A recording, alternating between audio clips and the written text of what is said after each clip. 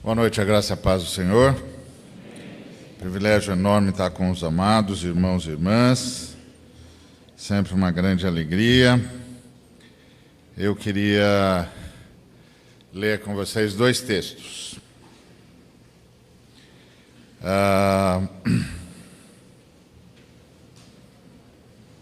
O primeiro é Lucas, capítulo 19.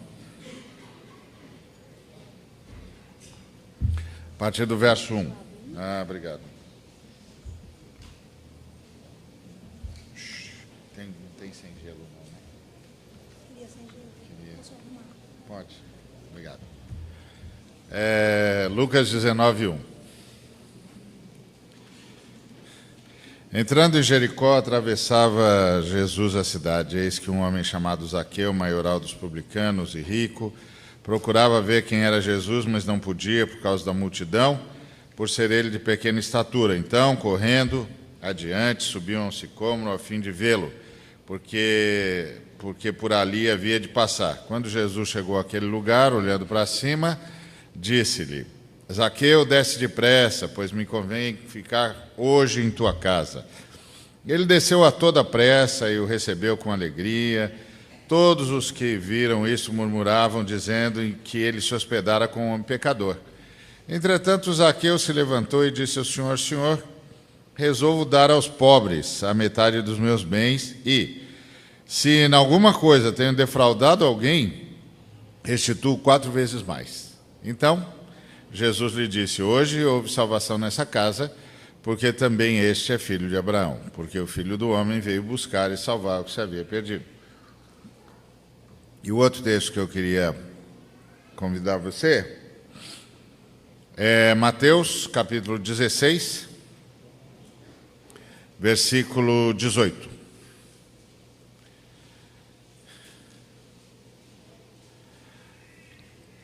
Também eu te digo que tu és Pedro, e sobre esta pedra edificarei a minha igreja, e as portas do inferno não prevalecerão contra ela. Vamos orar?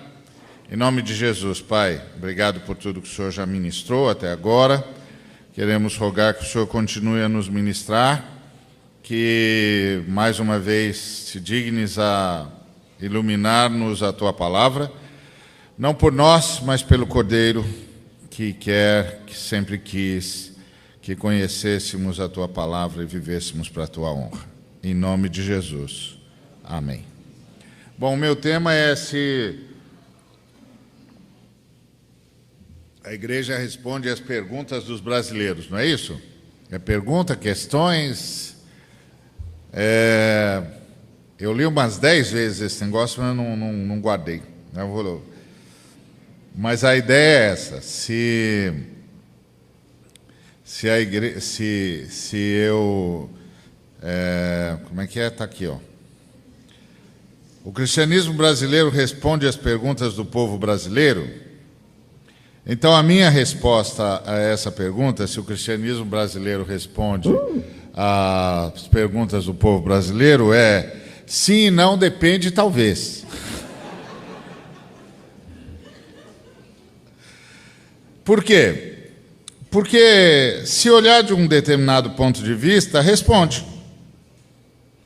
Responde. Porque o que é o povo brasileiro? O povo brasileiro é um povo que quer ficar rico.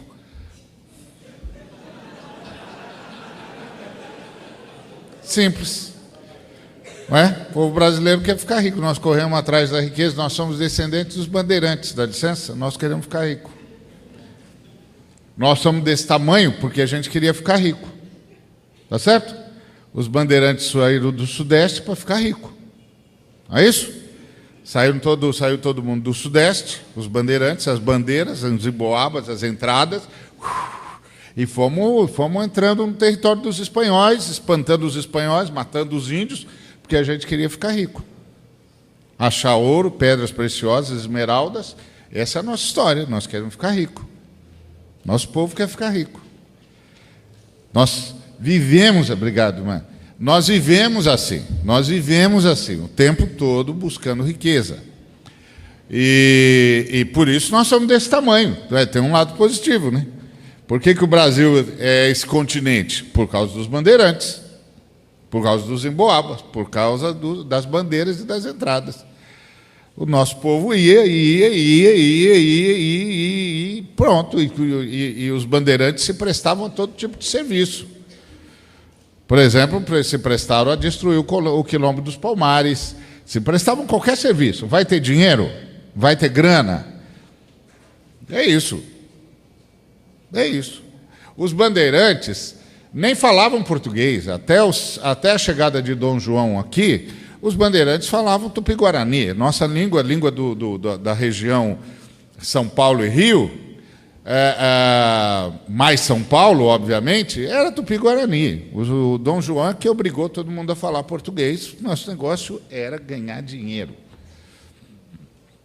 Não era preservar a língua portuguesa, honra portuguesa. Que honra portuguesa o quê? Dinheiro, meu amigo. Prata, ouro, pedras preciosas, esmeralda. Onde é que tem grana? Onde é que tem diamante? Lá nas Minas Gerais, qual era o nosso negócio? Ficar rico. Nós tínhamos os caras que farejavam diamante. Até tinha uma espécie de acordo tácito entre a coroa portuguesa e os farejadores. Deixavam os farejadores chegarem, os farejadores pegavam o que podia, com a pouca técnica que tinha, depois, embora, a coroa chegava e pegava o resto. Não é? Quem leu já a história de Chica da Silva, por exemplo, sabe disso. A rainha de Diamantina, por quê? Porque diamante, nosso negócio era ficar rico. Depois, nossa religião é a religião do poder. Os ameríndios nos ensinaram a negociar com as entidades da floresta. Os africanos nos ensinaram a negociar com os orixás e com os exus, e os portugueses nos ensinaram a negociar com os santos. Nós somos bons nesse negócio. A gente ia lá, oferecia uma oferenda, negociava. Nossa religião é a religião do poder. Então, a gente precisava de ajuda dos orixás, a gente ia lá e fazia um obó. A gente precisava de ajuda das entidades da floresta, a gente ia lá e fazia um sacrifício. A gente precisava de ajuda dos santos da religiosidade popular, a gente ia lá e apostava uma esmola, uma oferenda, uma novena. Essa é a nossa religião. Religião do poder. Então, qual é a pergunta do povo brasileiro? A pergunta do povo brasileiro é: como é que eu faço para ficar rico? Isso é o povo brasileiro. Você fica chateado, você fala de corrupção. Presta atenção, um povo que cresce negociando com as entidades, cresce negociando com os orixás, cresce negociando com os santos cristãos, vai construir que tipo de sociedade? Que sociedade você estava esperando que a gente ia construir? Nós vamos construir a sociedade que eu compro. E que eu pego poder para vender. Qual é a graça de eu fazer todo um trabalho para chegar no poder e não poder vender nada e não ganhar nada?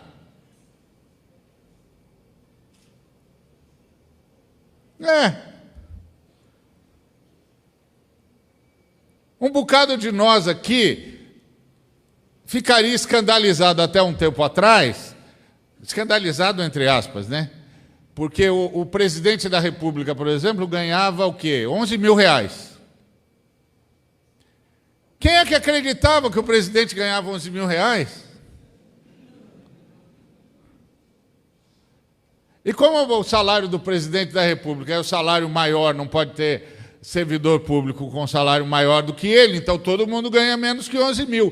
Quem aqui acredita que todo mundo ganha menos que 11 mil? Por que que nós não acreditamos? Porque na nossa lógica é o seguinte: o cara não vai chegar ao poder para ganhar 11 mil, tá certo?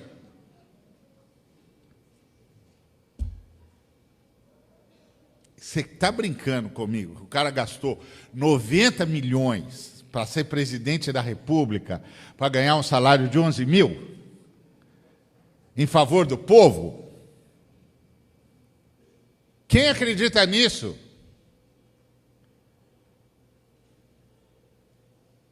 Mas nós achamos que a corrupção é um problema. E é mesmo.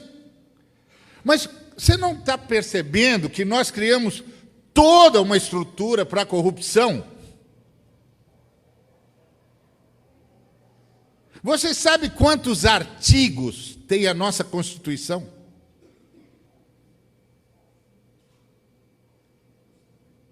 Você sabe quantas dificuldades tem nas nossas leis? Você sabe quão difícil é fazer qualquer coisa seguindo absolutamente a lei no Brasil? Por que você acha que é assim?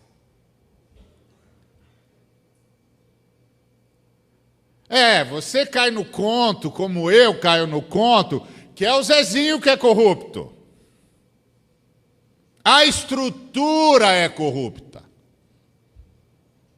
O sistema foi feito para a corrupção. A nossa história é uma história de corrupção. A nossa história é uma história de negociação. A nossa história é uma história de troca. Eu pago, eu recebo. Eu pago para os orixás, eu pago para as entidades, eu pago para os santos. Que sociedade você acha que a gente ia construir?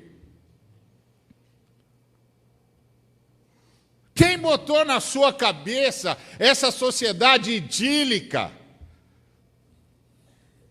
Onde tem isso? Desde 1500, onde é que tem isso? Por que você acha que os novos partidos vão ser diferentes? Está na estrutura. Nem você acredita que o cara vai ser presidente da República, governador do estado do Rio de Janeiro, para ganhar 10 mil reais. Nem 20.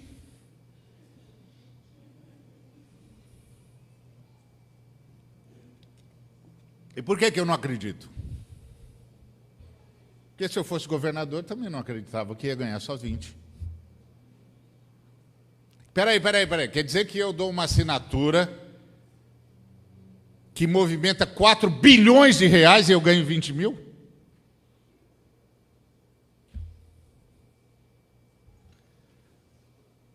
Está no bojo da cultura brasileira. Então, nesse sentido, a igreja responde o anseio o cristianismo brasileiro responde às perguntas dos brasileiros? Responde, positivamente. Por quê? Porque nós temos uma igreja que, ao invés de converter Zaqueu, se converteu a Zaqueu.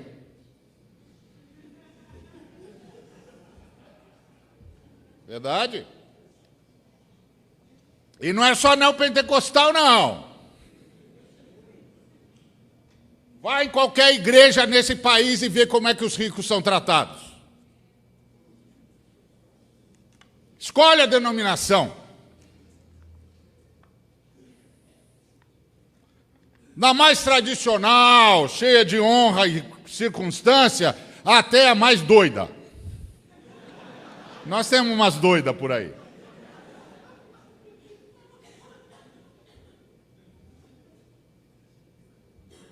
Eu canso de ouvir cara dizendo para mim, aquele cara é o doutor fulano de tal, ele é muito generoso. Generoso uma ova, ele é abençoado e tinha de abençoar, que generoso. Generoso você é com o que é seu. Você não tem nada, você é de Jesus Cristo, tudo é de Jesus Cristo, você é generoso com o quê? Você se converteu ou você não se converteu?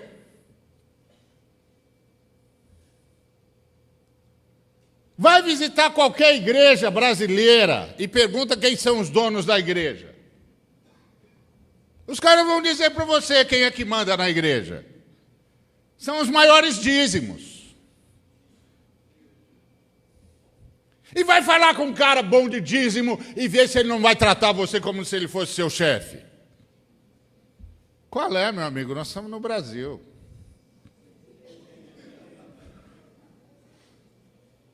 Do que é que você acha que nós estamos falando? A gente dá umas explosõezinhas de vez em quando contra a corrupção, mas chama o irmão abonado de seu senhor, de seu doutor. Dá para ele os melhores lugares. Ele tem um voto mais poderoso na Assembleia do que qualquer um. Que nome você dá para isso? O nome que o dicionário dá para isso é corrupção. É a mesma coisa. Nós estamos enganando quem?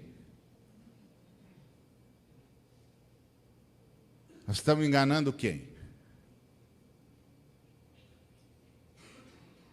Como é que é quando chega o irmão com um carrão importado?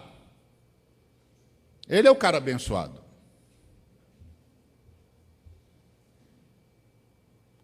E quando chega o irmãozinho que veio de ônibus? É o sujeito que não tem oração nenhuma que aguente ele, porque Deus não responde nada para esse moço.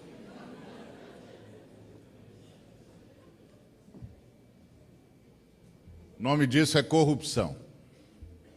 Corrupção da fé, corrupção do cristianismo, corrupção da palavra de Deus, corrupção da mensagem de Jesus. O nome disso é corrupção. Nós vivemos dizendo que os mais abençoados são os que têm mais. E o nome disso é corrupção. Isso não é a igreja de Jesus. Isso não é a igreja do sujeito que nasceu numa manjedoura. Isso é corrupção. Isso não é a igreja do sujeito que entrou sentado num burrinho, num jumentinho. Isso é corrupção. Nós todos estamos corrompidos. Nossa fé está corrompida. Nossa pregação está corrompida. Nós cantamos a maioria das nossas músicas na primeira pessoa do singular, embora estejamos em dezenas, milhares de pessoas. O nome para isso é corrupção. É eu, para mim, o tempo todo. Faça uma relação. Se você acha que eu estou errado, faça uma relação. Nos próximos 3 meses, todo culto que você for, anote todas as músicas que você vai cantar em comunidade, na primeira pessoa do singular, desejando bênção para você, dizendo para mim, porque eu que faço, porque eu te louvo, porque eu te busco, porque eu. Corrupção. Corrupção da nossa fé. A nossa fé é uma fé comunitária. A oração da nossa fé é Pai Nosso. A oração da nossa fé é Pão Nosso. A oração da nossa fé é Perdão Nosso. A oração da nossa fé é Libertação Nossa. A oração da nossa fé é Súplica por todos os santos. A visão da nossa fé é Corpo. E nós cantamos tudo na primeira pessoa do singular. Nós fomos todos corrompidos. Então, nesse sentido, a igreja brasileira responde às perguntas dos brasileiros. Era isso que vocês queriam saber? Então, terminou, está respondida a pergunta. É só isso mesmo, não tem mais nada para falar. Deus tenha piedade de nós, espero que a gente participe do arrebatamento.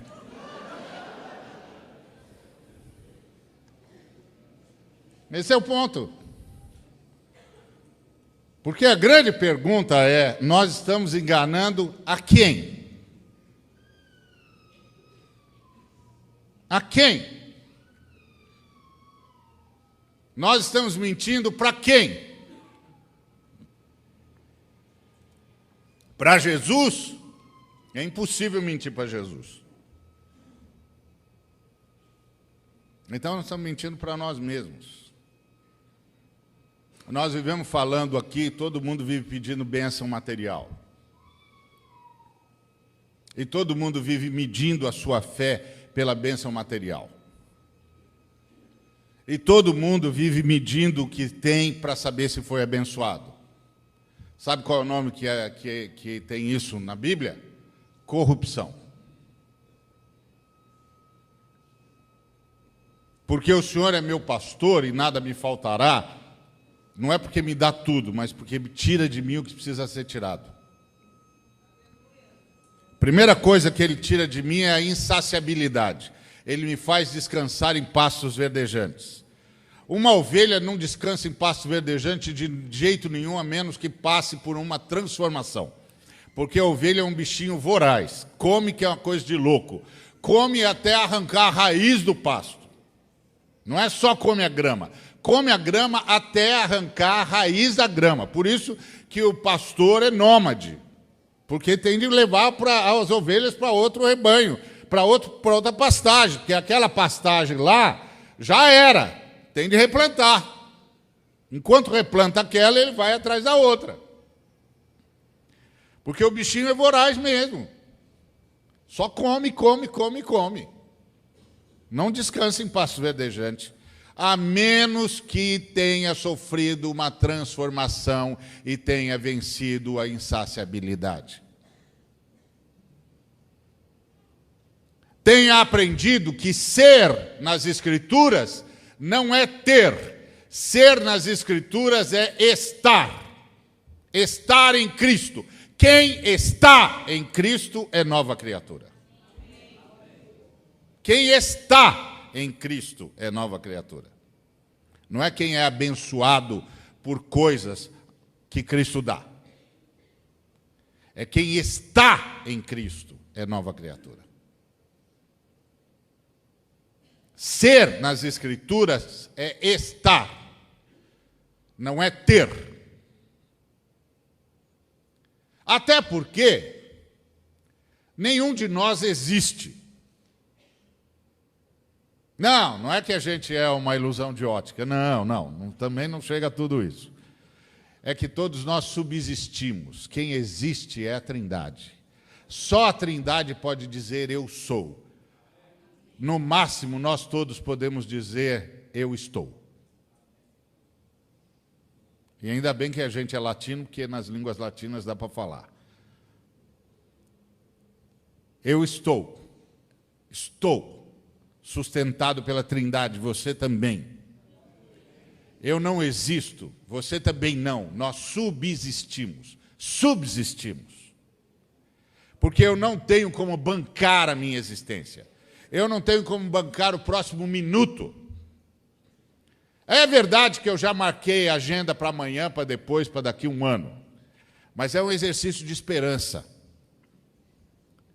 Porque eu não tenho como saber se vou estar vivo daqui a um minuto, porque eu não banco a minha existência.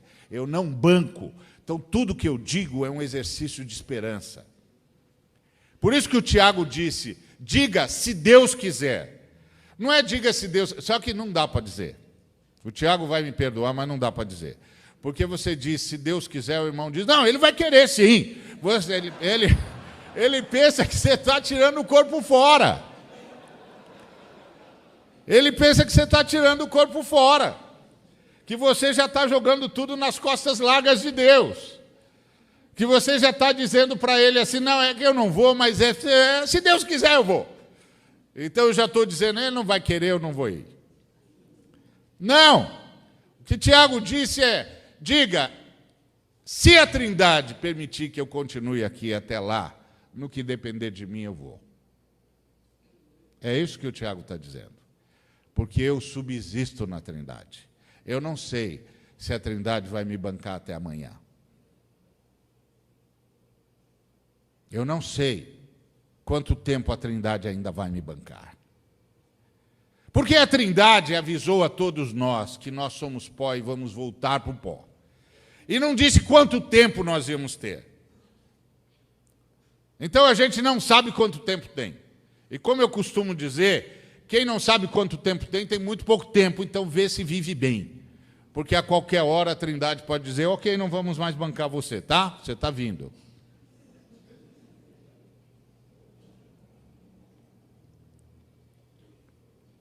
Não vamos bancá-lo aí, nessa dimensão. Vamos bancá-lo aqui enquanto você espera a ressurreição.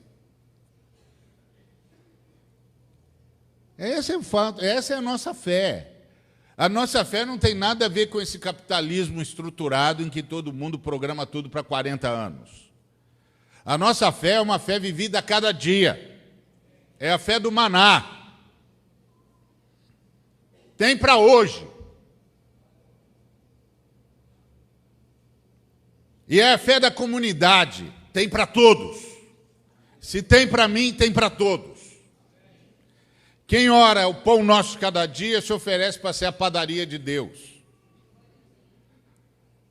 Tudo é de Deus. E tudo que é de Deus é para o povo de Deus. E é para o bem da humanidade. Eu não tenho nada.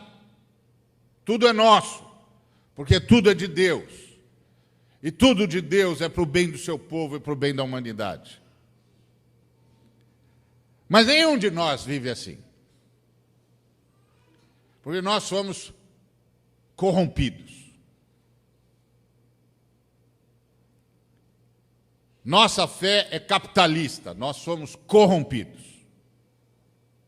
E não pensa que a fé socialista é a fé dos cristãos. A fé dos cristãos é a fé do jubileu. É outra história. Nós não vamos entrar aqui nesse mérito, porque eu não vou ficar falando de economia aqui, até porque eu não sou o cara próprio para falar disso. Mas nós não somos nem comunistas, nem capitalistas. Nós somos do jubileu. Tudo para todos e todos trabalhando por todos. Isso é jubileu. É outra realidade. É outra mensagem. Mas nós nem estudamos o jubileu. Se eu saísse perguntando por tudo quanto é igreja que eu vou, oi, pessoal, quem é que já estudou aí o jubileu? O que é o jubileu? Eu não ia fazer isso com os irmãos, não vou fazer isso com os irmãos. É um negócio feio, não quero fazer nenhum irmão passar vergonha.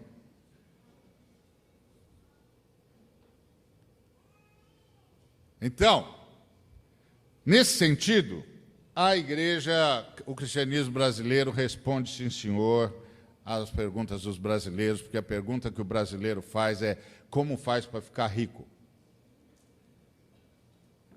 E nós respondemos, vem para a igreja, dá uma boa oferta, não falta em nenhum culto, dá oferta mais do seu que lá, leva a toalhinha, leva o martelinho, leva a rudinha santa, ou a rosinha ungida, ou então dá o dízimo corretinho, o Senhor abençoa os que são fiéis, se você não der, Deus não vai te abençoar, você não vai ficar rico.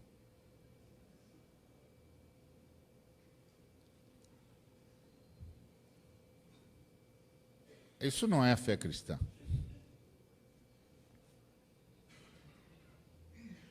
Isso não é fé cristã. A fé cristã é essa que o Zaqueu levou um choque. Entrou em contato com Jesus e disse, eu me arrependo. Eu vou repartir. Eu vou repartir, eu sei, eu tenho demais, eu já entendi. Eu vou repartir. E todo mundo que eu lesei, eu vou pagar 4 vezes mais. A fé cristã é essa. A fé cristã é a fé de Jesus dizendo para o Pedro, é sobre essa pedra que eu vou edificar a minha igreja e as portas do inferno não prevalecerão sobre ela. E qual é a pedra? A pedra é, tu és o Cristo, o Filho do Deus vivo. A igreja é o grupo de pessoas que segue Jesus pelo que Jesus é e não pelo que Jesus pode.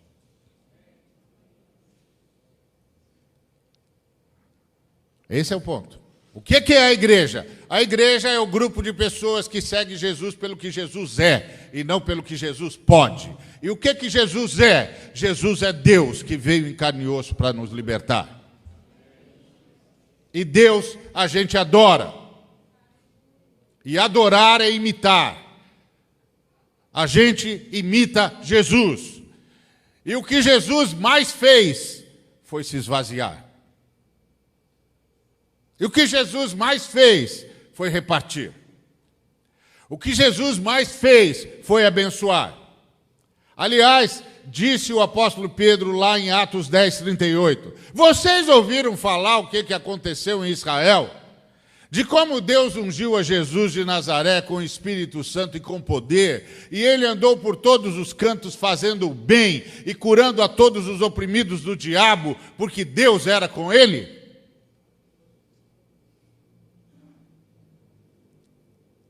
O povo de Deus, o povo de Jesus, é o povo que segue Jesus pelo que ele é. E ele é Deus, que veio em carne e osso para nos libertar. Então é o povo que o adora, porque Deus a gente adora. Se fosse líder, a gente seguia. Se fosse general, a gente obedecia. É Deus, a gente adora.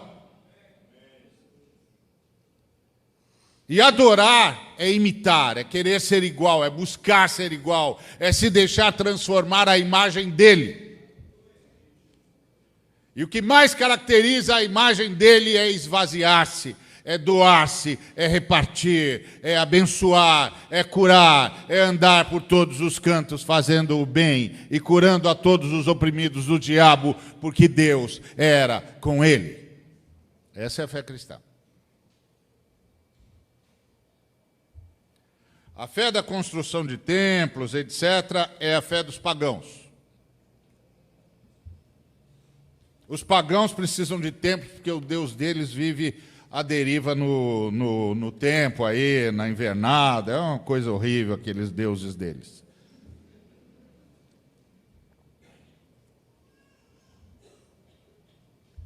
A Trindade, o Deus que se revelou em Cristo Jesus, não precisa de templo. Porque senta-se no céu e descansa os pés na terra. Não tem templo para ele. Ele não cabe em lugar nenhum, porque todas as coisas estão dentro dele. Ele não precisa de templo. Templo é uma invenção pagã. Mas se a gente não vai se não tiver estacionamento. E a gente não fica se não tiver ar-condicionado. Eu não penso que eu não gosto de ar-condicionado. Claro que eu gosto, não sou bobo. É claro que eu gosto, como um gosta. Mas não é para a glória de Deus que tem ar-condicionado, é para a minha glória. Que eu não gosto de suar, detesto. Então, para a minha glória tem ar-condicionado. Não é para a glória de Deus. Deus não precisa disso.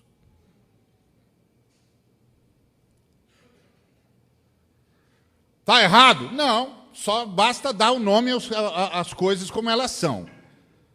Não vem com essa história, nós estamos fazendo para a glória de Deus. Glória de Deus uma ova, xará.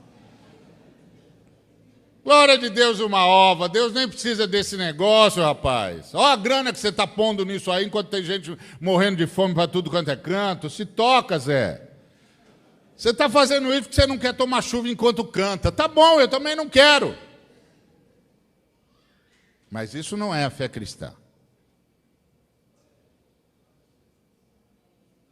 A fé cristã é a fé da doação, é a fé do esvaziamento, é a fé da partilha.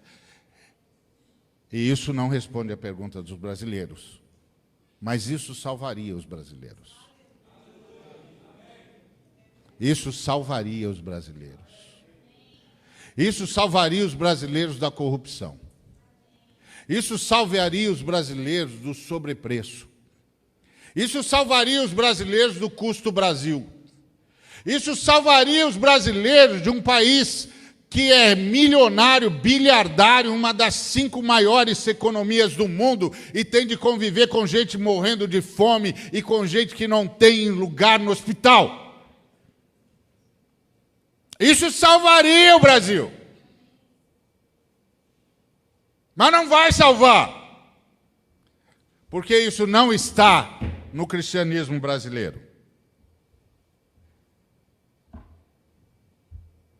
O que está no cristianismo brasileiro é a mesma coisa que está no INSS. O que está no cristianismo brasileiro é a mesma coisa que está entre os homens brasileiros que têm e que não têm ótimos planos de saúde. Porque aqui também é assim. Quem tem manda, quem não tem espera lá embaixo. Quem tem, marca com o pastor a hora que quiser. Quem não tem, certos pastores ele nunca vai ver.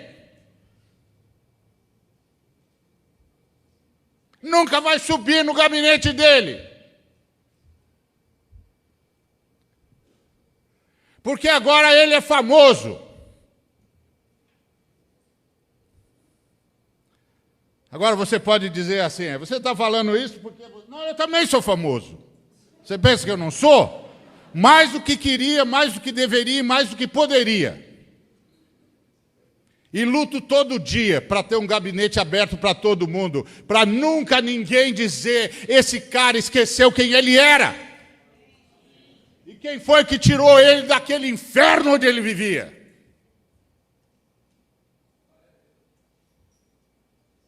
Mas aqui é a mesma coisa que no INSS. Quem tem vai para o Einstein, lá em São Paulo, ou vai para o melhor hospital do Rio, que eu não sei qual é.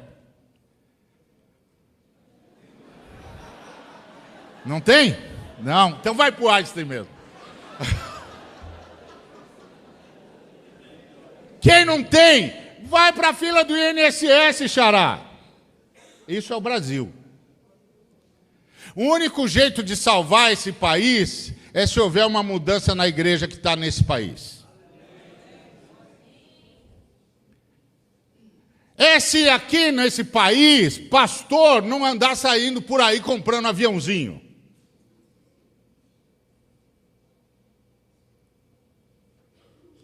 É o único jeito de salvar esse país.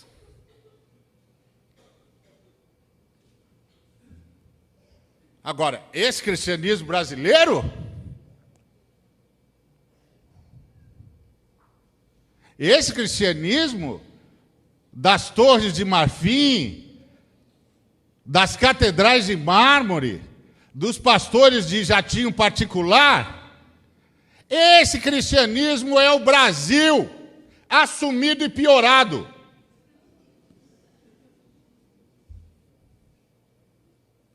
Então, esse cristianismo responde a pergunta dos brasileiros. Como é que faz para você ficar rico? Vira pastor. Monta a sua igreja.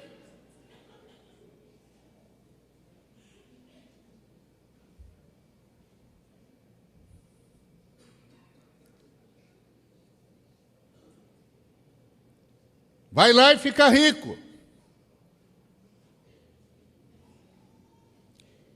Você vai parar de andar de corcelzinho.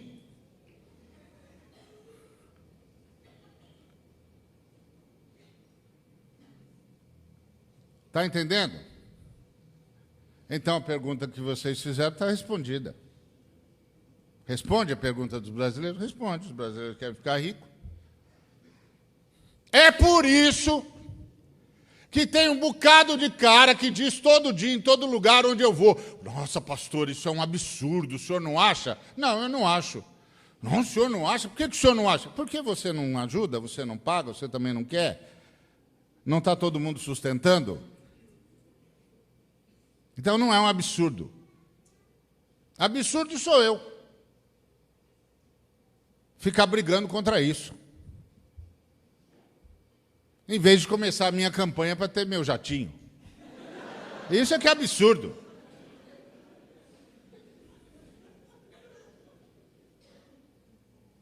Entendeu? Porque todo mundo acha ótimo. É abençoado. O cara tem 3 helicópteros, um jatinho, uma fazenda com 10 mil cabeças de gado. Oh, glória, aleluia, é abençoado. Todo mundo vem para frente para falar da bênção que recebeu e não da bênção que repartiu.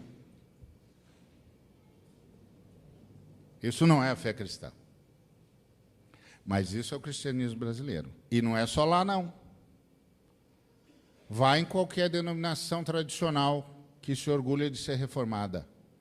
E você vai ver a mesma coisa. Nós fomos corrompidos. É isso. E por isso nós não estamos salvando o Brasil.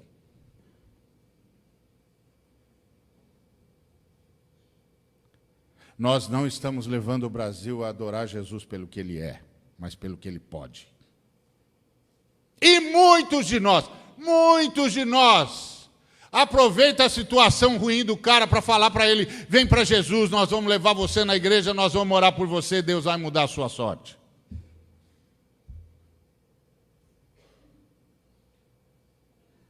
A maioria de nós não sabe pregar a partir da graça, só a partir da desgraça.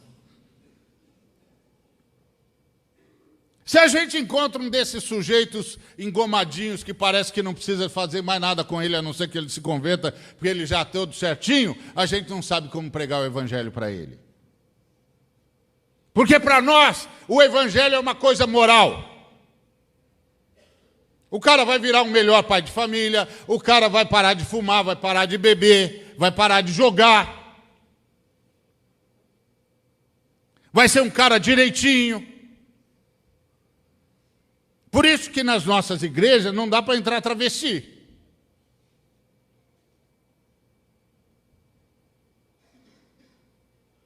Meu Deus do céu, se a gente sai aí na rua, prega o evangelho, um danado de um travesti, entrega a vida para Jesus e vem com a indumentária dele para o primeiro culto da vida dele. É o primeiro e o último, meu filho. Você não respeita as famílias, não? Isso não é fé cristã. Isso é outra coisa, não sei o que é. É uma religião boa, talvez, não sei. Quem sabe? Mas isso não é fé cristã. Mas não foi isso que Jesus fez, não foi isso que Jesus ensinou e não foi assim que os apóstolos viveram.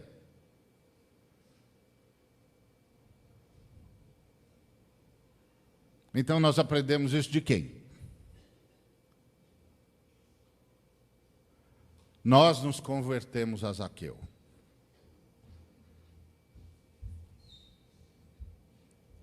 Por isso nós somos mantenedores do status quo. Por isso aqui o governador pode matar quem ele quiser, entrar no São José dos Campos como governador de São Paulo, botar 1.600 famílias na rua, destruir todas as casas deles, pode sair atirando para todo lado, pode forjar ação na favela que todo mundo sabe que ele não fez, não importa, ninguém vai fazer nada. E ninguém vai fazer nada porque tudo isso aqui está construído baseado na mentira, e todo mundo sabe que todo mundo está mentindo.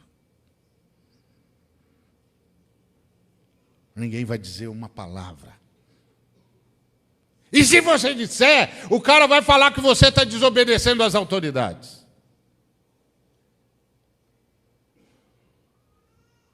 Isso não é fé cristã. Isso é um bando de gente sustentando um sistema de opressão. E sustentando um sistema de opressão em nome de Deus. E chamando o povo que ama Deus para ser servo do diabo. Para ficar calado diante da injustiça, para se contentar em ser gente boazinha e não gente transformada. A igreja brasileira é a igreja que o diabo gosta. Os pastores brasileiros são os pastores que o diabo gosta. Sonham em ficar ricos, sonham com títulos, não basta fazer teologia, vai fazer um montão de curso para parecer intelectual. Não estou dizendo que eu sou contra estudar, não, eu fiz filosofia. Mas essa é a verdade. Pastorado é tudo com problema de síndrome de sei lá o quê, autocomiseração, complexo de inferioridade. Vai fazer um montão de curso de mestre e de doutor para ser chamado de doutor e para parecer intelectual. Porque não acredita mais no que prega. Não acredita mais que o que nós temos é o que há de mais precioso jamais produzido em toda a história da humanidade. Esse é o ponto. E essa lógica dos títulos é a lógica da coroa, é a lógica dos povos colonizados. dos povos subalternos, dos povos que se deixam escravizar. Os pastores brasileiros escravizam suas ovelhas, ao invés de ensinar-as a pensarem com liberdade a partir das Escrituras, porque para a liberdade que Cristo nos libertou, ameaçam as ovelhas todos os dias. Se elas não fizerem assim, não pensarem assim, não andarem assim, não vestirem assado, isso é coisa do diabo. Isso não é igreja cristã. Mas essa igreja responde às perguntas dos brasileiros, porque os brasileiros estão acostumados ao servilismo. Esse país é o país dos coronéis. Nós temos homens aqui que mandam em 2 estados, sozinhos, que fazem o que querem, que levam para a cama a mulher que quiser, que roubam o que quiserem, que decidem quem vai ser o governador. E os pastores vão lá e estendem a destra da comunhão. Lacaios, bando de covarde. Isso não é a igreja de Cristo, mas responde aos anseios brasileiros. Porque o brasileiro está acostumado a isso. E os pastores brasileiros também querem ser coronéis. Por isso, nós estamos cheios de ministério. Cheio de nome atrás do ministério. Ministério fulano de tal, ministério cicrano de tal, ministério não sei o que lá, a igreja do fulano, blá, blá, blá, blá. Coronéis. Os coronéis de Deus. Sabe por quê? Porque isso é o que há de mais brasileiro.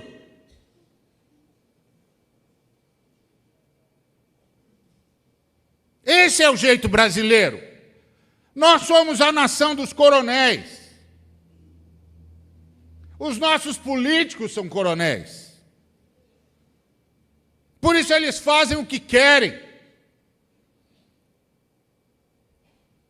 Porque isso aqui é um povo de coronel.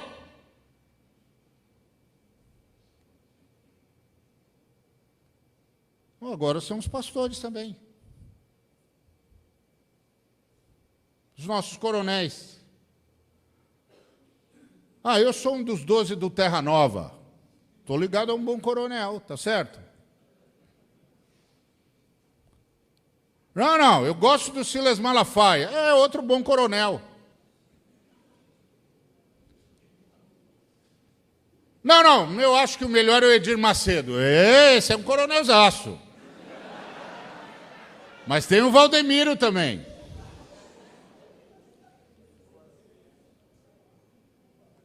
Todos nós somos coronéis.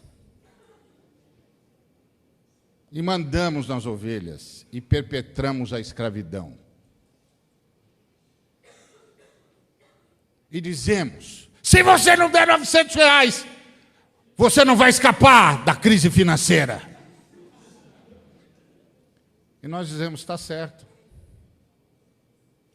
E sabe por que nós dizemos está certo? Porque nós somos escravos. Nós somos subservientes. Nós somos filhos dos coronéis. O único problema é que as nossas mães eram as empregadas domésticas.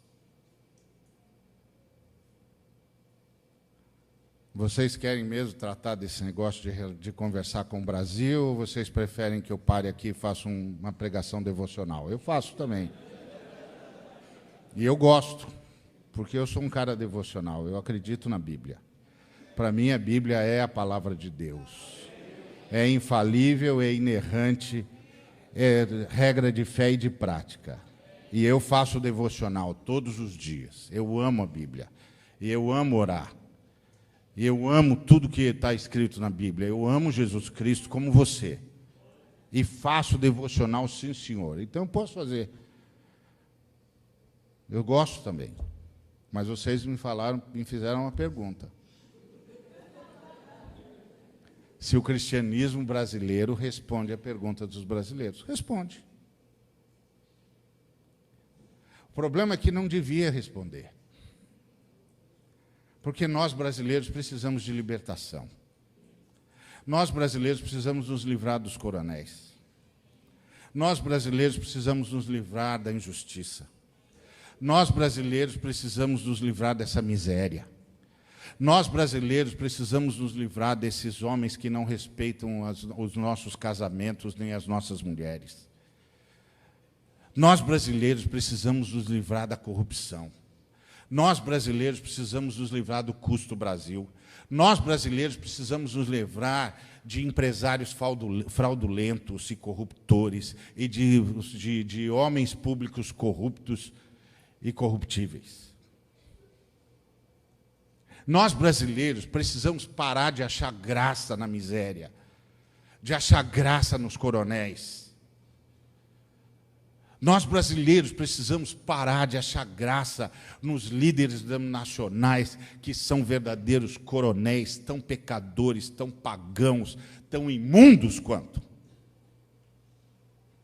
E que acham, porque são presidentes das porcarias das denominações deles, porque Jesus Cristo morreu por denominação nenhuma, eles também podem fazer o que eles quiserem. Mas eles não podem, porque isso aqui é a fé em Jesus Cristo. Jesus Cristo é Deus. Deus a gente adora, e Deus disse que não era para fazer assim. Eles não podem. Não, mas ele é irmão. Irmão, uma ova. Se ele é irmão, se ele não é irmão, esse é departamento de Deus. Meu departamento é como ele está fazendo.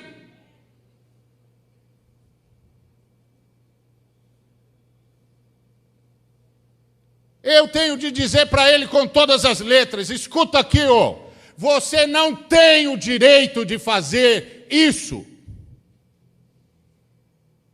Isso aqui não é a sua casa. Não custou o seu sangue.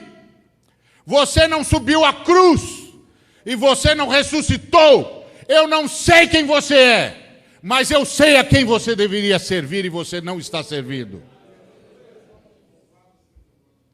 Mas se eu falar isso, você vai dizer que eu sou contra a unidade da igreja. E em nome da unidade da igreja, você vai me dizer para me calar diante dos coronéis. E sabe o que eu vou fazer? Eu vou me calar, porque eu não quero perder sua amizade. Eu não quero que você pare de estender a dessa de comunhão para mim. Nós somos irmãos.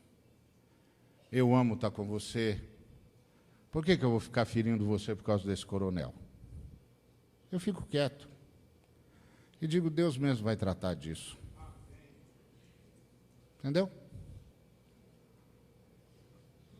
Agora, o cristianismo brasileiro, como nós o conhecemos hoje, responde as perguntas? Claro, está tudo respondido.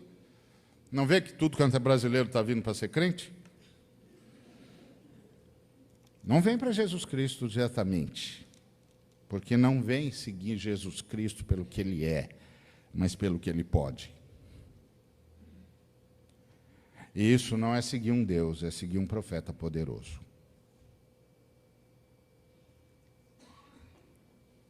Tem uma cena nas Escrituras que é muito triste.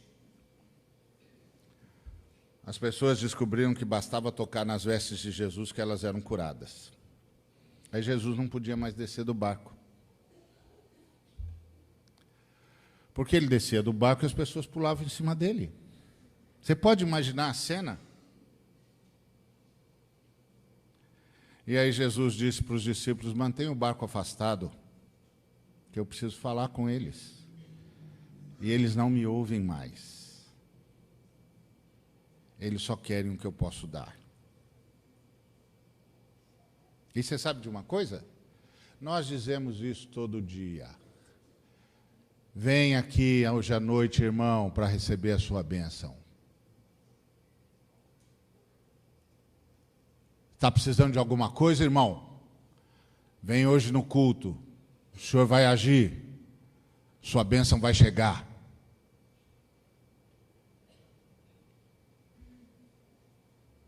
Vem tocar em Jesus, irmão.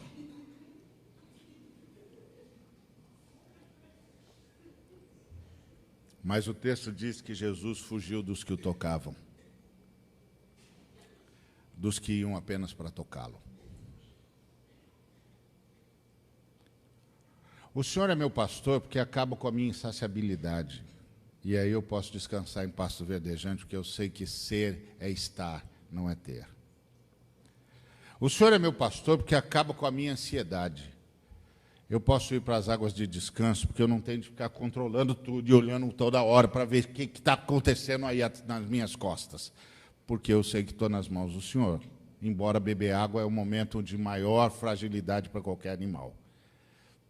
Mas o Senhor está cuidando de mim, então não preciso ficar ansioso. Ele apazigua o meu coração. O Senhor é meu pastor porque Ele me dá senso de valor. Ele me guia pelas veredas da justiça por amor do seu nome. Ele me dá senso de valor, eu ganho identidade. Eu me torno incorruptível. Agora eu sei quem eu sou, sei por que eu estou aqui, sei para que eu vivo. Então Ele é meu pastor porque Ele me muda. O Senhor é meu pastor porque Ele me faz enfrentar os meus medos. E ainda que eu ande pelo vale da sombra da morte, eu não temerei mal nenhum, porque Ele está comigo.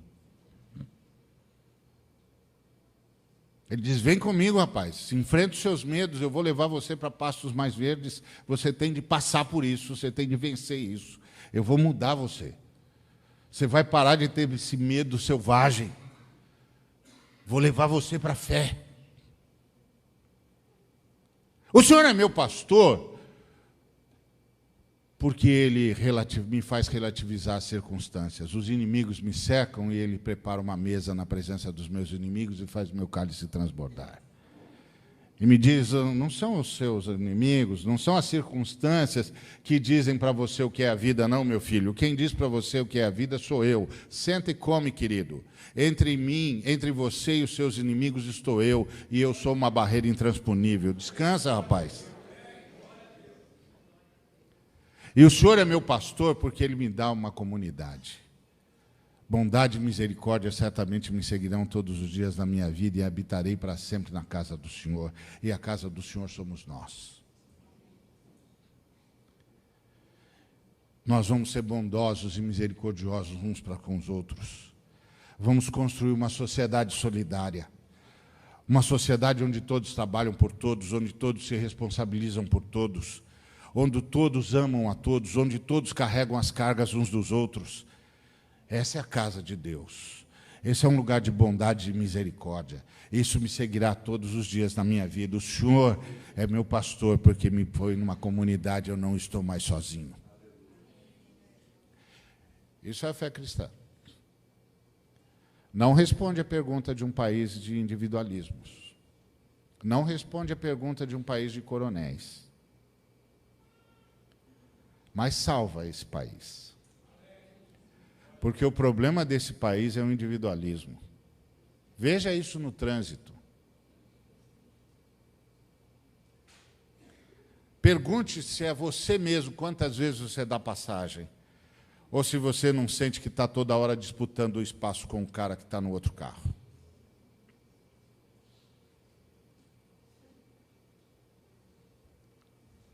Esse país precisa ser salvo, irmãos. Esse país precisa ser salvo. E nós não estamos fazendo isso. Nós estamos sacralizando a perdição desse país. Nós estamos sacralizando o mau jeitinho brasileiro. Porque tem o bom jeitinho brasileiro, que é o jeitinho da criatividade. Mas tem o mal. E nós estamos sacralizando o mau jeitinho. Nós não vamos a lugar nenhum assim não, irmãos. Nós vamos encher a igreja de gente. Mas é a igreja construção, não é a igreja de Cristo. Mas nós vamos encher de gente. Quem é que não quer ficar rico com as bênçãos de Deus? Quem é que não quer ser coronel com as bênçãos de Deus? Quem é que não quer continuar explorando as pessoas com as bênçãos de Deus?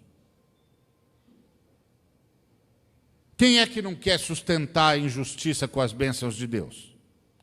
Quem é que não quer ser coronel e vir à igreja e sentar no púlpito porque é um coronel? Quem é que não quer comprar cargo de presbítero com dinheiro? Em nome de Deus. Quem é que não quer ser o cara que o pastor tem medo de desagradar porque o dízimo dele é alto? Em nome de Deus. Todo mundo quer, ué. Eu também quero. O único cara que não quer é Jesus. Mas Jesus, ora, Jesus. Contanto que ele deixa a gente tocar nas vestes dele, né? O resto não importa. Essa igreja está afugentando Jesus para dentro do barco, para o meio do mar, para a gente não conseguir chegar onde ele está.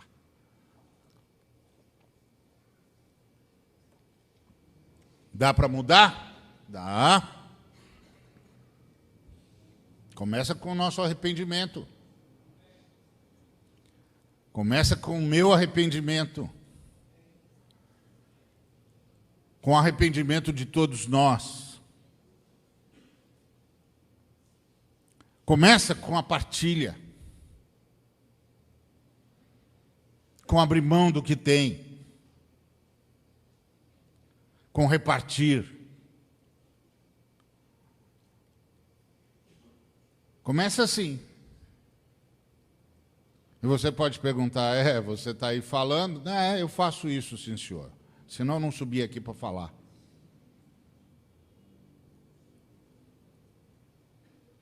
Porque uma coisa eu ainda tenho, medo de Deus.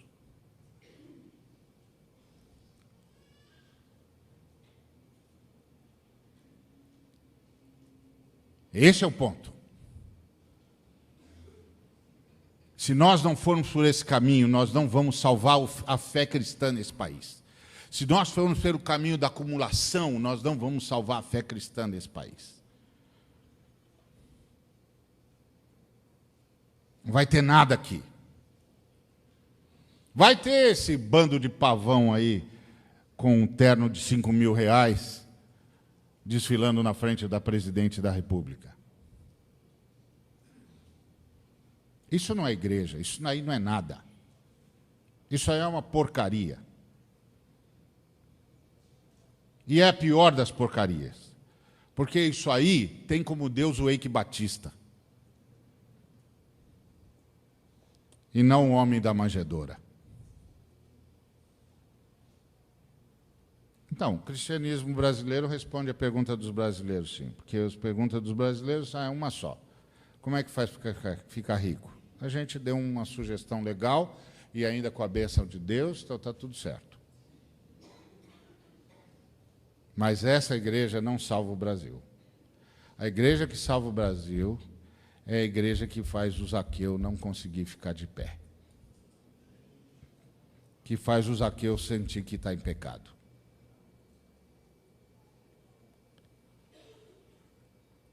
Que faz o Pôncio Pilatos tremer diante de um camarada ensanguentado.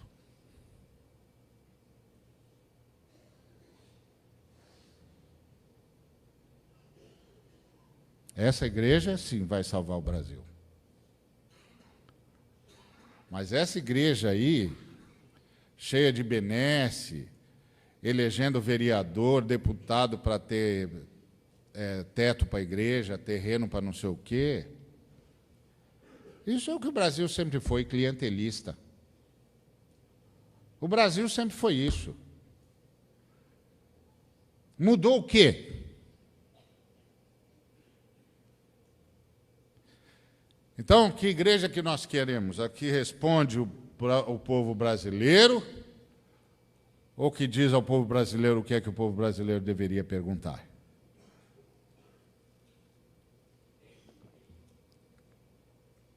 E que salva o povo brasileiro. Salva dessa opressão maligna, dessa miséria emocional, cultural, que sacraliza a riqueza e despreza os pobres.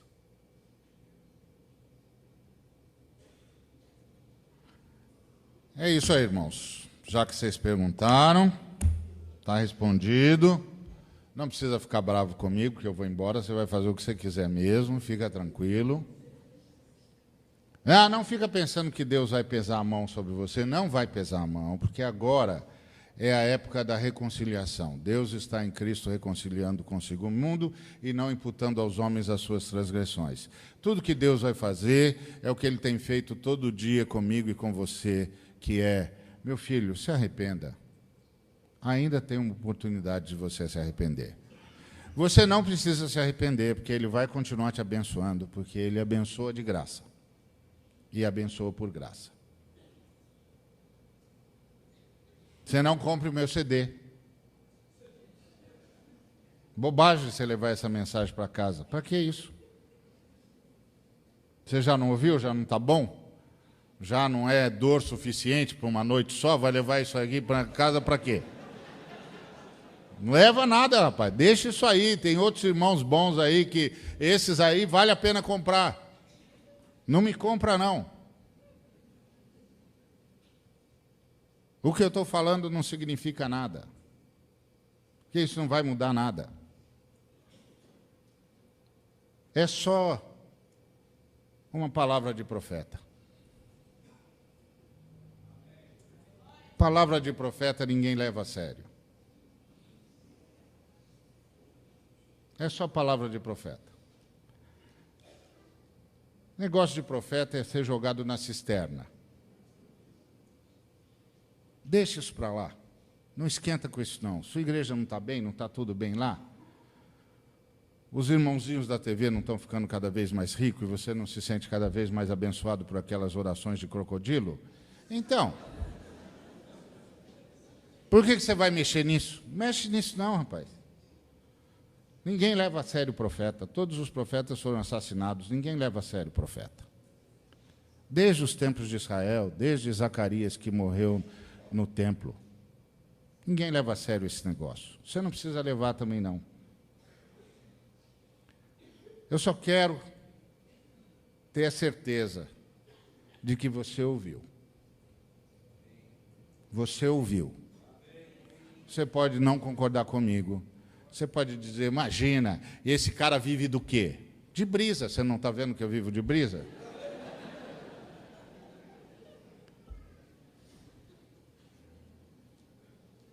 Esquece. Profeta a gente esquece. Mas eu só quero ter certeza que você ouviu.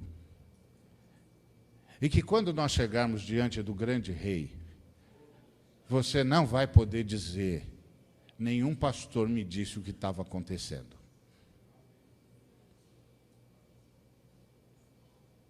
É só isso que eu quero ter certeza.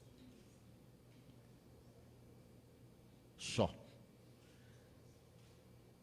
Porque é isso que está acontecendo no Brasil. E todo dia eles tentam nos corromper. Com convites, com ofertas, para ver se a gente simplesmente entra no grupo.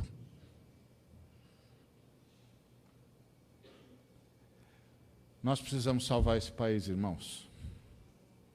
E eu vou dizer uma coisa para você. Só Jesus Cristo pode salvar esse país. E só pode fazer isso através do povo dele. Só nós temos em nós poder suficiente para escapar dessas garras malignas que aprisionam essa nação. E para trazer os outros conosco e mudar a forma de ser nessa nação e a forma de governar essa nação. Que Deus nos abençoe.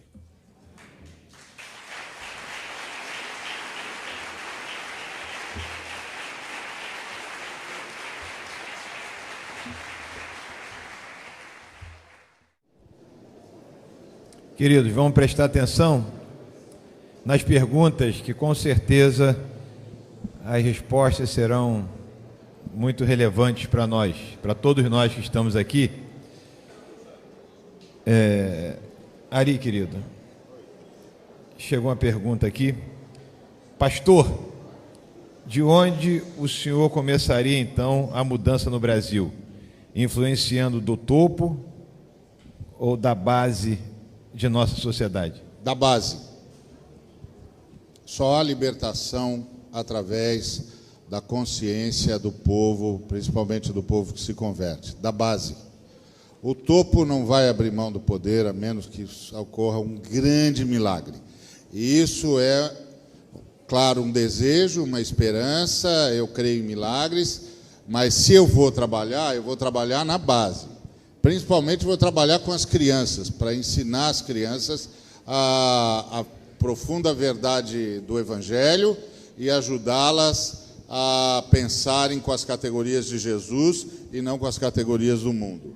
Eu começaria pela base, investindo tudo que posso nas crianças, investindo tudo que posso nos jovens, investindo tudo que posso nos adolescentes, investindo tudo que posso na nova geração. E com os pobres. Investiria tudo que posso nos pobres. Até para os pobres se libertarem da mentalidade de que ser explorado é natural.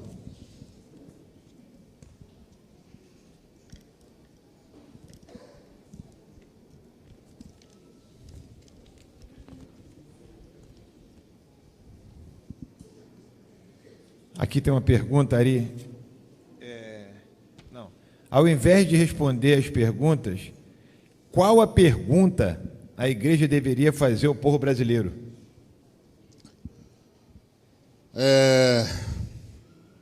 Vocês querem continuar nesse inferno? É isso mesmo que vocês querem para essa nação?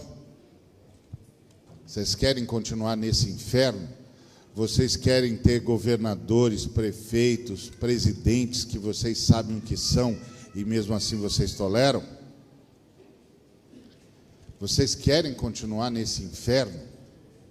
Querem esse sistema que condena à miséria a maioria?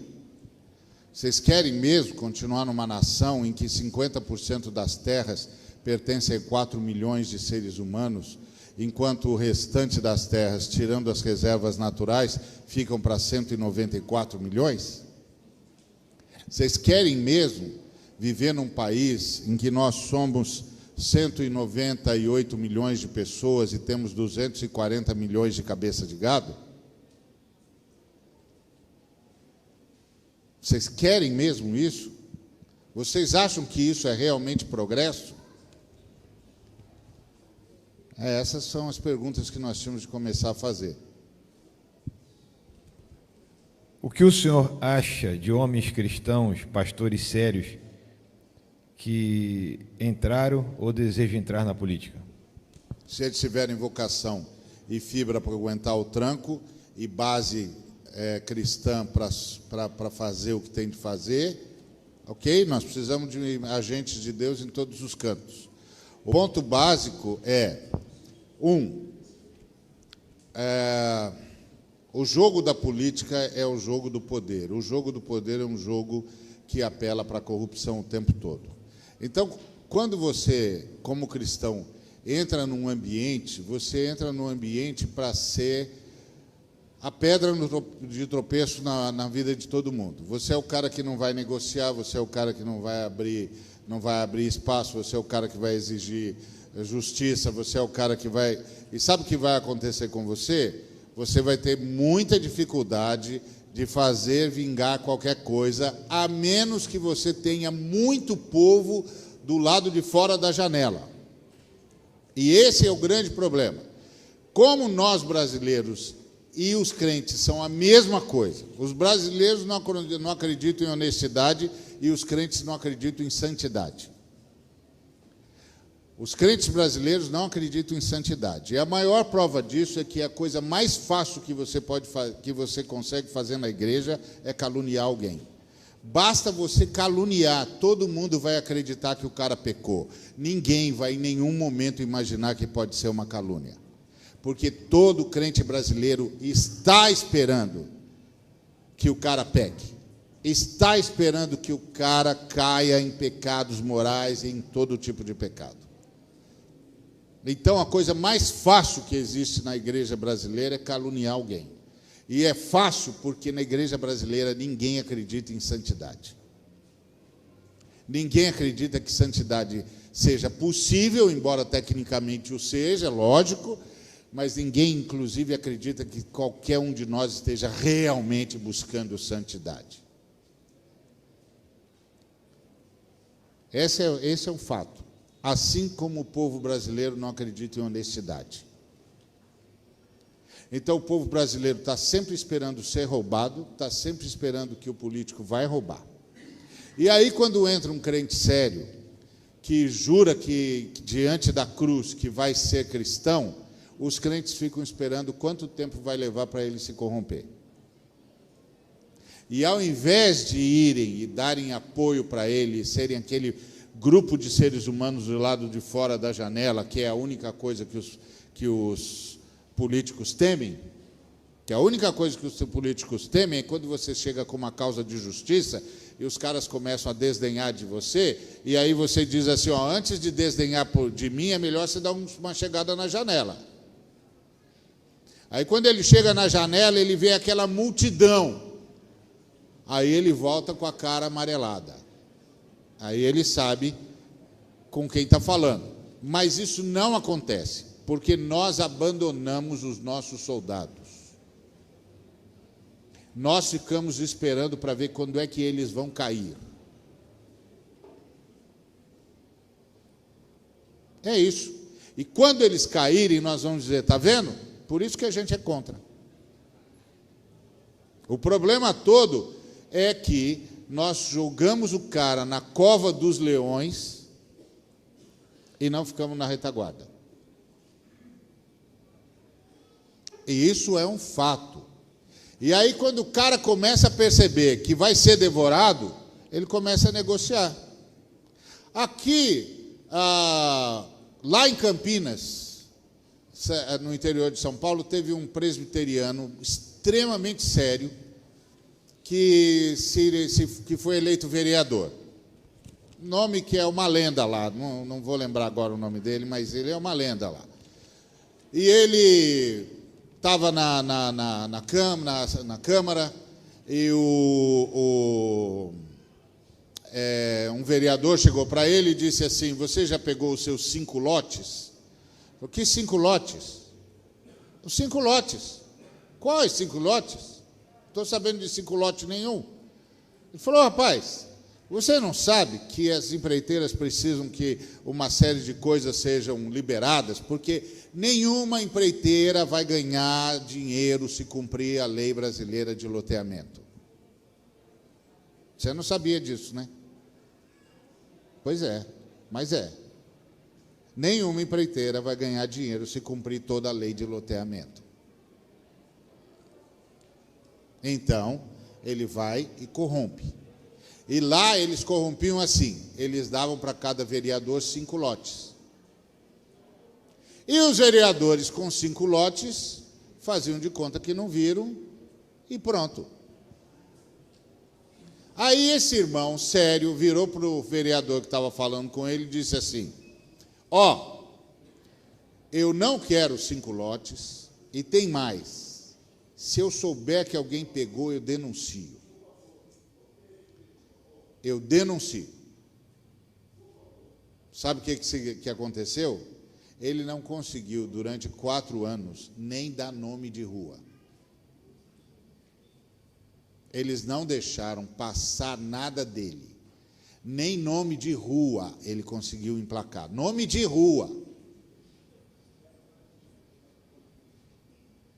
E sabe o que os crentes fizeram? Nada. Nada. Não foram para a rua, não apoiaram o irmão. Nada. Como ele era sério, ele passou 4 anos gritando da tribuna, berrando da tribuna, e foi embora. Porque 4 anos depois, nem os crentes votaram nele, porque ele não tinha emplacado nenhum projeto. Que vereador é esse que não tem nenhum projeto aprovado? Um vereador que não negociou. Ei, meus irmãos, estamos falando do Brasil ou da Suíça? Estamos falando do quê?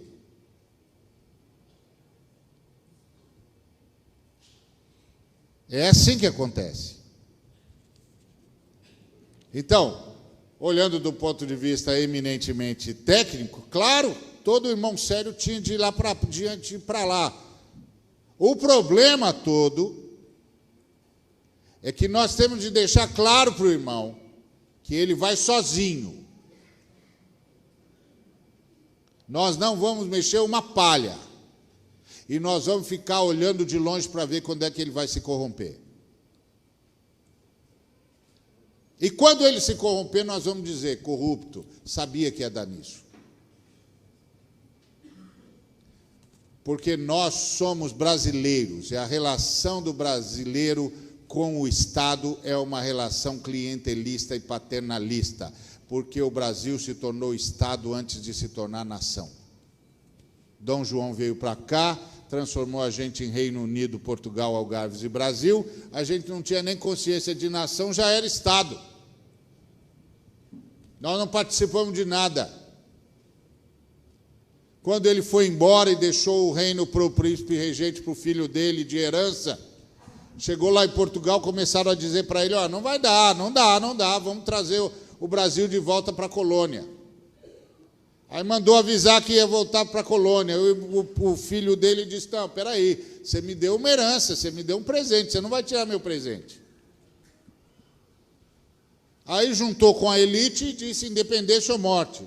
E o Brasil dormiu reino, acordou império. Mas nós, povo, não fizemos nada, nem sabíamos o que estava acontecendo. Depois a gente tinha até um bando de republicanos muito sérios, gente que queria ver valores da Revolução Francesa, da Revolução Americana, etc, etc, etc. Mas aí a princesa Isabel fez a Lei Áurea, aquela Lei Áurea que foi a pior lei que já foi feita para libertar qualquer escravo em qualquer país. Mas os latifundiários escravocratas, que aliás até hoje são latifundiários e até hoje são escravocratas, mudaram de lado. Dormiram monarquistas e acordaram republicanos. Sem os valores republicanos, sem os ideais republicanos, sem Revolução Francesa, sem Revolução Americana.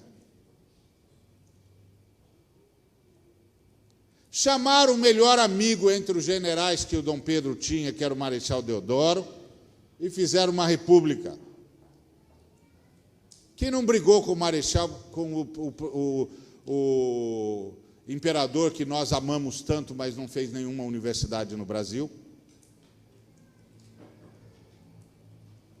Tá certo? Todo mundo ama o Dom Pedro II, mas Dom Pedro II não criou uma universidade no Brasil. Mas é um senhor simpático, culto, que inclusive os americanos queriam que fosse presidente dos Estados Unidos. A gente tem o maior orgulho quando um cara lá de fora diz que um brasileiro é legal.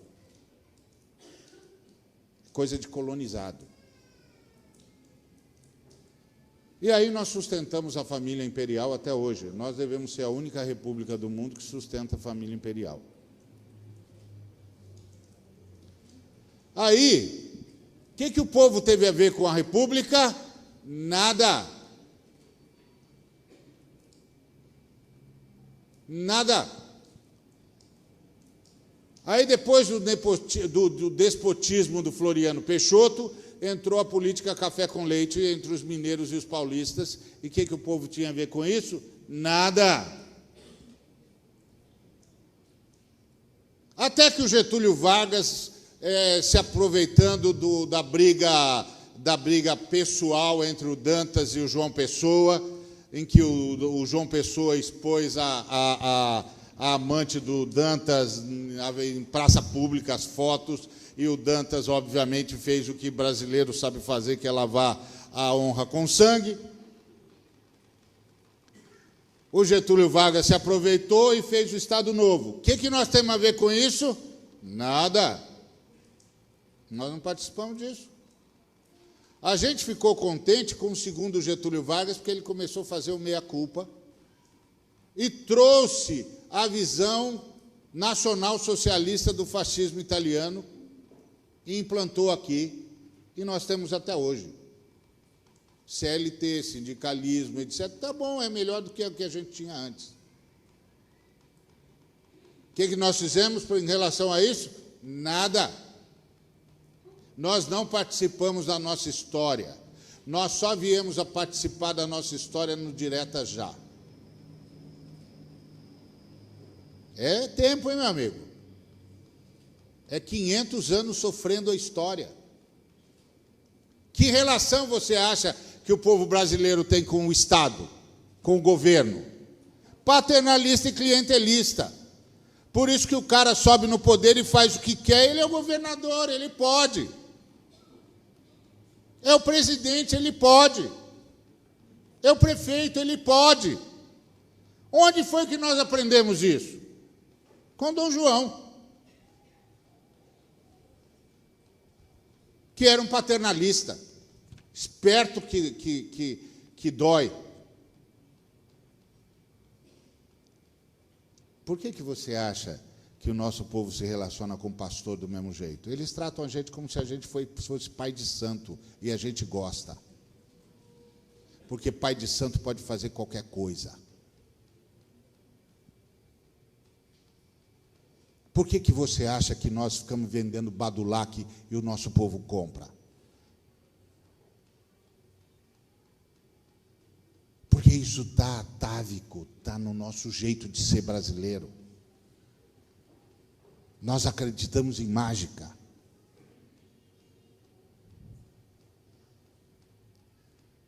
Esse é o ponto. Aí, nós vamos mandar um cara para o enfrentamento público, ele vai sozinho, que se vire. Ele não quer ser santo? Não quer ser melhor que todo mundo? Ele que se vire. E vai sozinho. Se ele tiver fibra, se ele souber que vai passar 4 anos sem conseguir dar nome para a rua, e que depois de 4 anos nós não vamos votar nele porque ele é uma porcaria de um político que não conseguiu emplacar nenhum projeto de lei. Mas ele ficar gritando da tribuna já vai fazer um grande trabalho. Até que um dia a gente acorde e a gente descubra o que é que está acontecendo. Mas enquanto a gente não descobrir, nós vamos precisar de mártires. Se ele estiver disposto a ser mártir, um menino lá em Campinas ia se candidatar a vereador, me chamou. Aí ia criar um grupo de apoio, Eu cheguei lá, aí ele falou que ele tinha chance de ser vereador, que ele queria ser diferente, cada um dos caras disseram que podiam ajudar e tal. Aí eu falei assim, bom, eu sou pastor. Você sabe o que pastor faz, né? Ele falou o quê? Prepara a gente para o martírio. Sim, porque eu sou do pastores das antigas. E pastores das antigas preparam pessoas para o martírio. Então eu vim aqui preparar você para o martírio. Você está pronto para isso? Não, pastor, mas como é isso? Bom, você está pronto ou não? Se você não está pronto, meu filho, eu não posso te ajudar em nada. Porque você tem de ir para o martírio, se você quiser fazer diferença. Você quer fazer diferença? Quero. Então você vai para o martírio. Você está entendendo? Eu não quero reclamação depois. Não quero chorumela. Não quero meu nome em boca de Matildes. Eu quero que você saiba que eu te avisei. Você vai para o martírio. Você está entendendo? Não, pastor, estou entendendo. Eu vou ver se você está entendendo. Então, acho que sim. Está pronto para o martírio? Estou. Então vá, filho, vá. Que esse mundo só muda com mártires.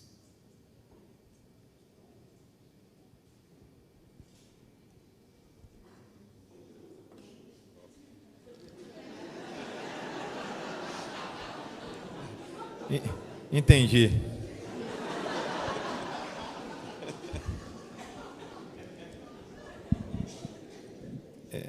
Pastor, será que um evangelho genuíno esvaziaria as igrejas?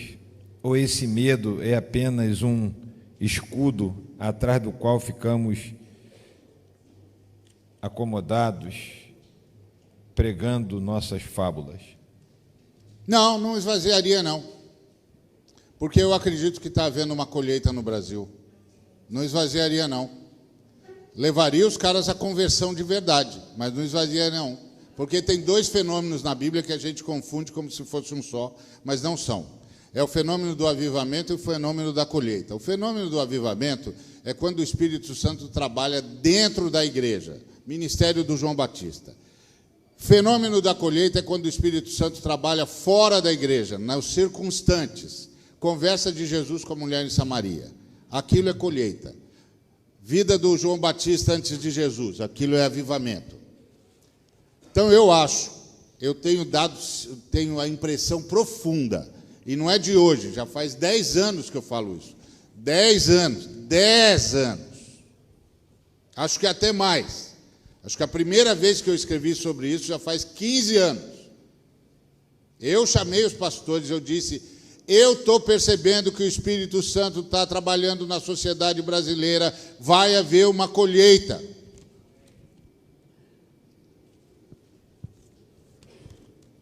Porque os brasileiros estão começando a perguntar sobre o verdadeiro significado da fé. E é assim que o Espírito Santo começa, fazendo o cara questionar o que ele está vivendo. Se nós apresentarmos o Evangelho, eles vão se converter. Então não vai esvaziar, não. Porque tem uma colheita no Brasil. Vai finalmente botar o cara na trilha da salvação, porque por enquanto tem um bocado de gente no caminho largo e espaçoso que leva para o inferno e vai indo cantando aleluia. E vai ser muito chato ver um montão de gente entrar no inferno cantando aleluia. Cantando música gospel, né?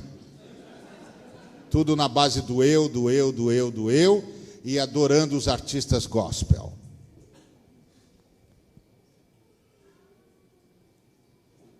Que é isso aí, irmãos. É exatamente isso aí. Então, mas se a gente começar a pregar mesmo o Evangelho, um montão de gente vai se converter. Está havendo uma colheita no Brasil. Um montão de gente, um montão. Inclusive, tem gente se convertendo fora da instituição evangélica e perguntando, pelo amor de Deus, onde é que eu descubro quem é que realmente fala sobre Jesus? Porque o Espírito Santo vai fazendo a obra dele. Então, não tenho nenhum medo de pregar o Evangelho, não. Aliás, o Evangelho é a palavra da libertação. Essa pergunta aqui, pastor, era uma pergunta que muitos fazem essa pergunta. Diante de tudo que você falou, como explicar que Deus está no controle? Deus não está no controle do mundo, Deus está no controle da história da salvação e interfere todas as histórias paralelas para impedir que a história da salvação corra risco de continuidade. E quando os caras pecam para além da medida da iniquidade, ele tira da história. Está escrito isso na Bíblia. Ele falou para Abraão, seu povo vai ser escravo durante 400 anos. Por que 400 e não 350 e não 250? Porque ainda não se cumpriu a medida da iniquidade dos amorreus. Daqui a 400 anos, os amorreus, os fariseus, os heteus, os perizeus terão completado a medida da iniquidade, vão perder o direito de continuar da história, eu vou tirá-los da história e vou entregar a terra deles para vocês. Esse é o ponto. Deus se responsabiliza pela história da salvação. Deus não está aqui para fazer do Brasil uma nação justa. Deus está aqui para fazer salvação. Quem está aqui para fazer do Brasil uma nação justa somos nós. para que haja mais brasileiros no caminho da salvação, porque senão um bocado de brasileiro vai morrer antes da hora. Cuidado com esse determinismo, porque esse determinismo é que está fazendo da igreja brasileira essa porcaria. Porque essa história de Deus estar no controle significa que se eu pequei é porque Deus quis que eu pecasse. E se eu pequei porque quis. Deus nunca determinou que eu pecasse. É meu problema. Eu fiz. Minha culpa, minha máxima culpa. Não, meu filho, fica tranquilo, Deus está caminhando você, e Ele caminha, leva a gente por esses caminhos mesmos transversos, e a gente cai, mas Ele já sabia disso, Ele estava preparado e tal, Ele sabia, mas não queria, e não mandou eu fazer. Eu fiz, por isso eu tenho de me arrepender. E a oração não é Pai nosso que estás nos céus, santificado seja o teu nome, porque aqui na terra se faz a tua vontade. É assim a oração? Qual é a oração? Pai nosso que estás nos céus, santificado seja o teu nome, venha o teu reino, e seja feita a tua vontade. Por que que o Espírito Santo, por que que Jesus ensinou a orar assim, se a vontade de Deus está sendo feita? Isso é conversa determinista. O determinismo é a mãe de todas as tiranias. É por isso que as nações de religiões kármicas não conseguiram se desenvolver antes que o Ocidente chegasse lá. Não conseguiram desenvolver senso de justiça, porque era o determinismo, era o karma. Você nasceu do jeito que Deus queria que você nascesse. Você tem um corpo que Deus quer que você tenha. Você mora num lugar onde Deus quer que você more. Você vai viver o tempo que Deus quer que você viva. Você vai morrer do jeito que Deus quer que você morra. Você já leu isso? Se você não leu, eu vou te dar a bibliografia. 40 dias com propósito de Rick Warren, primeiro capítulo. Sabe o que é isso? Determinismo. Sabe o que é isso? Isso é maravilhoso quando você fala na Califórnia, para gente que mora em casa de 11 milhões de dólares. Eu quero ver falar isso em Santo Amaro da Purificação, onde as multinacionais contaminaram a água com metais pesados e as crianças nasceram com as vísceras de fora. Eu quero que o cara vá lá e diga: o seu filho tem as vísceras de fora, porque Deus quis assim.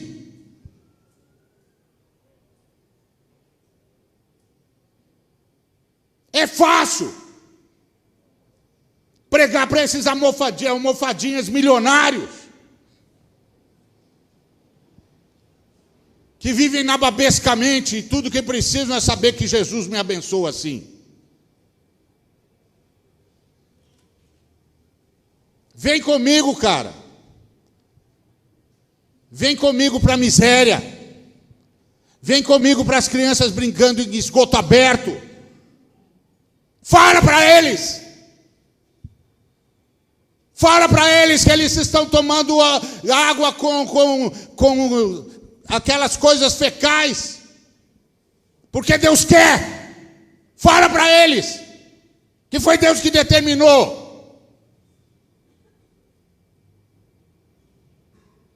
Se fosse assim, Urias podia chegar diante de Deus e dizer: escuta, Deus, eu sou heteu, eu abri mão dos deuses heteus, eu reconheci que só o Senhor era Deus, eu me submeti à circuncisão, eu passei a ser um homem íntegro como um judeu tem de ser. Eu lutei por Davi até a minha mão colar na espada, no cabo da espada. Esse homem não respeitou meu casamento.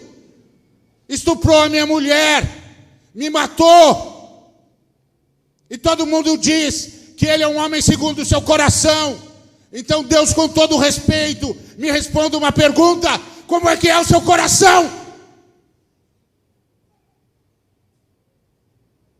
Está vendo? Falar idiotice para milionário é fácil.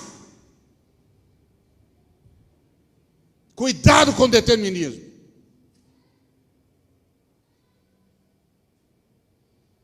Um dia desse estava falando com um pastor determinista. Ele estava chateado com o Ricardo Gondim, porque o Ricardo Gondim ficou ensinando que Deus não sabe o futuro, porque Deus só pode saber o que determina, e Deus não determinou o futuro, então Deus não pode saber, porque o futuro ainda não existe. Aí ele virou para mim e disse: é verdade, Deus só sabe porque determinou. E eu virei para ele e disse: olha, finalmente encontrei um cara que concorda com o Ricardo. Ele falou: não concorda. Concorda sim. Vocês dois são os dois lados da mesma moeda. Ele diz que Deus não determinou, por isso não sabe o futuro. E você diz que Deus determinou, por isso sabe o futuro. Nenhum de vocês entende de eternidade. Deus sabe tudo porque está fora do tempo. Eternidade não é um tipo de tempo. Eternidade é a ausência do tempo. Você não leu Agostinho? Está vendo? E é para isso que está indo a igreja. Os liberais acabando com a Bíblia e os ultracalvinistas acabando com a fé. E eu sou calvinista, por isso que eu falo. Não ia falar dos arminianos, porque eu não sou arminiano, eu sou calvinista. Mas determinismo não é um ensino da fé reformada.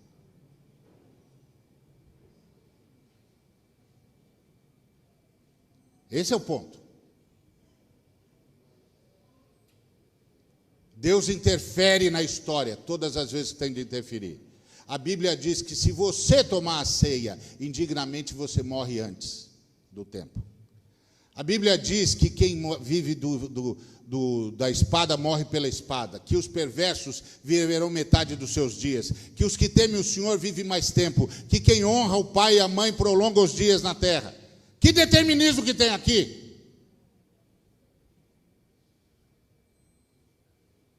Nenhum.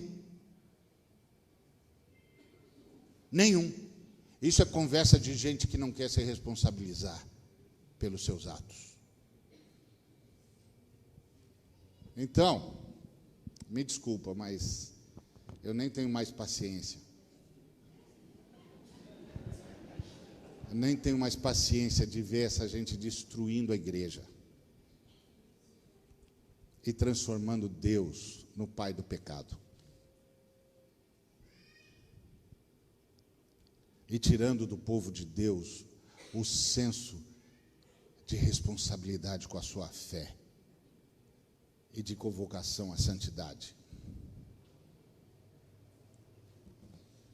Então, isso aí é determinismo. Determinismo é coisa do Islão e das religiões kármicas. Nós somos cristãos. Se não avisaram a gente, então estou avisando. Nós somos cristãos. Nós seremos julgados. E só gente moralmente responsável pode ser julgada. E gente moralmente responsável é gente que decide. Agora, há determinações na Bíblia? Há. Tudo que tem a ver com a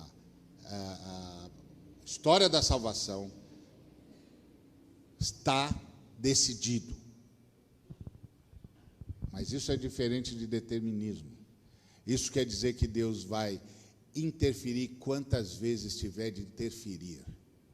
Todas as coisas. E disse Deus: façamos o homem à nossa imagem e semelhança. E tudo foi feito de tal maneira que a soberania de Deus cumpriu o seu propósito sem aviltar o arbítrio humano. Esse é o mistério do Deus que se esvazia.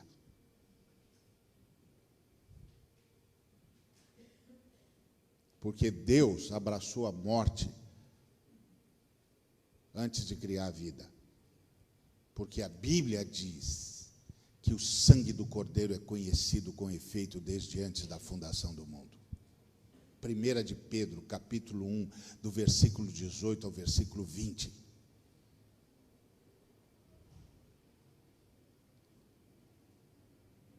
Tá certo? Amém. Recebi a informação aqui que o tempo está esgotado.